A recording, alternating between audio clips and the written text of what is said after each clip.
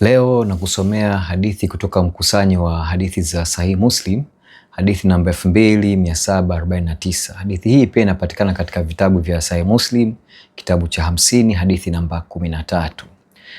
Hadithi hii inasema hivi: imepokewa kutoka kwa Abu Huraira kuwa Mtume Mwenyezi Mungu amesema, hapa ananukuliwa Muhammad, na hapa kwa yule ambaye uhai wangu upo mikononi mwake, laiti kama msingetenda dhambi, Mwenyezi Mungu angewafutilia mbali na kuweka mahali penu watu wenye kutenda dhambi na kuomba msamaha kwa Allah na angewasamehe. Hadithi hii inachotufundisha hapa kimsingi ni kwamba huyu Allah si Mungu mtakatifu na wala hataki wanadamu wawe watakatifu. Ndio maana anasema hapa kwa kupitia Muhammad kwamba kama msingetenda dhambi basi angewafutilia mbali, ikisha katika nafasi yenu aweke watu wengine wenye kutenda dhambi ili waombe msamaha na huyu Allah atawasamehe. Hii ni mojawapo ya uthibitisho kwamba Allah si Mungu mtakatifu na hapendi utakatifu kutoka kwa wanadamu.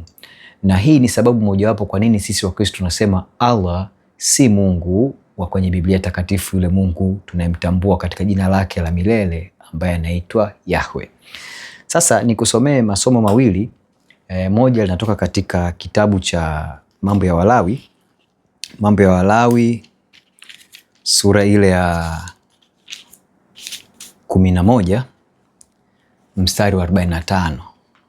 Unasema hivi: kwa kuwa mimi Bwana niliwaleta kutoka nchi ya Misri ili kwamba niwe Mungu wenu, basi mtakuwa watakatifu kwa kuwa mimi ni mtakatifu.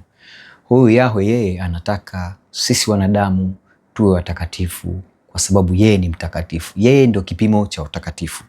Na Mtakatifu Petro anarudia tena hii katika waraka wake wa kwanza kwa watu wote, ile sura ya kwanza mstari wa 16 unasema hivi: kwa maana imeandikwa, mtakuwa watakatifu kwa kuwa mimi ni mtakatifu.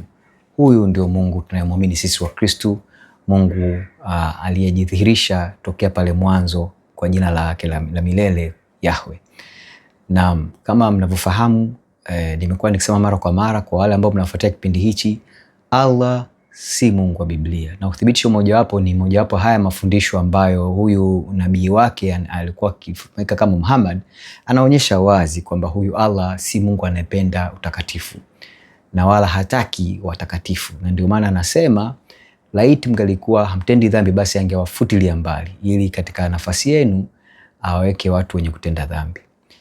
Ndugu yangu Muislamu, achana na Allah, atakupeleka motoni.